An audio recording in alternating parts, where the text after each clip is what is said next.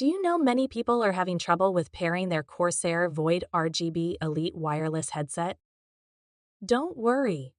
In this video, we'll show you how you do this. Let's start. Step 1. Charge the headset. Ensure your Corsair Void RGB Elite wireless headset is fully charged before pairing. Step 2. Plug in transmitter. Plug the wireless USB transmitter into an open USB port on your device. Step 3. Turn off RGB. Turn off RGB lighting effects through iCUE to save battery life. Step 4. Connect charging cable. Connect the USB charging cable once the headset has been fully charged. Step 5. Maintain room temperature.